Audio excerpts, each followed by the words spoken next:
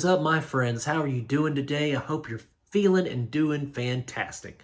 I know I am because I get to sit here and talk to you guys about movies for a little while. Before we get started, though, hit that like and subscribe button so you can get notified when I post new and cool things.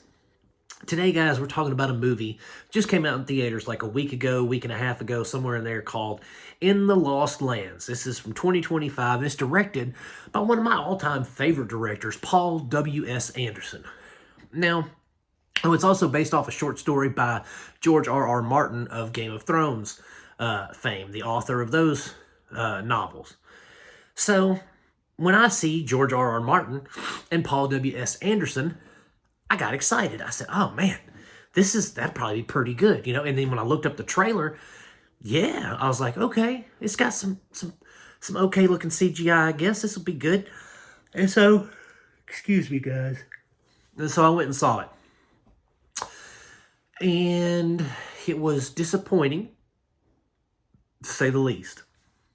Now, like I said before, Paul W.S. Anderson is one of my favorite directors. Ever since I was like 12 years old and Mortal Kombat came out. The very first Mortal Kombat came out, Paul W.S. Anderson directed it, and dude, it was epic.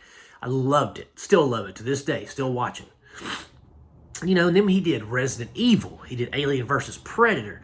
He did Event Horizon. I mean, he has done some incredible films of my childhood, put it that way. From my teenage years until my mid-20s, he made just epic stuff, in my opinion. I love Paul W.S. Anderson. But it seems like over the years, particularly since he married Miss Mila Jovovich, his quality of filmmaking has exponentially declined. Now, I'm not going to dog on him. I'm not going to talk smack about him because I think he's still a very competent director. I just think that he tries to put his wife, much like Rob Zombie, in everything that he does. Mila's not a great actor, Paul. She can't carry a film. I mean, the only reason she's in those Resident Evil films is because she can do stunts. She doesn't really say much. I mean, dude, that's the one thing I don't understand about directors. They get married to an actress, and then all of a sudden these actresses are in everything they're in, whether they're good actresses or not. It's a shame. You should be ashamed of yourself, Paul, because Mila ain't it. She is not the next Audrey Hepburn. She ain't Betty Davis. She ain't gonna win no Oscars. You're shooting yourself in the foot by putting her in your films. Ever since they've been together, he has put her in his films, and his films have gotten worse. That's just fact. I mean, it's truth. And so, I'm watching this, and there's old Mila, but then there's also Dave Bautista. And I like Bautista. I think Bautista is a fantastic actor. The best wrestler turned actor ever. You can talk about John Cena, you can talk about The Rock. Both those guys are piss in a can compared to Dave Bautista. Those guys couldn't act their way out of a wet paper sack. But Dave Bautista, I see that dude win an award at some point because he is a phenomenal actor. I mean, the first time I ever saw that dude was in a Rob Van Dam film. It was a straight-to-video, I don't even remember the name of it, but it had Rob Van Dam and Bautista. And Rob Van Dam was the main character, and Bautista stole every scene he was in. And it was great. And I mean, from that movie, I was like, this dude's going places. And so when I saw Bautista, I said, this is it. I said, this is going to be awesome because it's George R.R. Martin, it's Paul Anderson, Paul W.S. Anderson, because there's two Paul Andersons. Let's not get them confused. One's great, one's mediocre at best. And so I see those names, and I see that list of qualities, and I think to myself, yes. So I'm sitting in the theater, I'm enjoying my Coke, I'm enjoying my popcorn, just watching it. And when I left that theater, I thought, what in the world did I just waste my time on? I am glad that I used a rain check on that, because I went to see Alien with my kid like back last year sometime, and that the theater got messed up, so they gave us a rain check. Gave me 2 rain checks, and so I used one of them for in the Lost Lands. And so I was, I didn't spend money except for concessions, so that was okay. I got my money's worth out of my popcorn and my drink. But that movie was garbage, man. Like, It was terrible because I'm thinking, like, again, like I said, I love Batista and I love George R.R. Martin's work. I think he writes some really cool stories, but Paul Anderson screwed the pooch on this one. He took okay, I'll admit, I've never read the story that this is based off of, so I don't know how accurate it was, but whatever Paul Anderson did, he made this the most uninteresting film ever.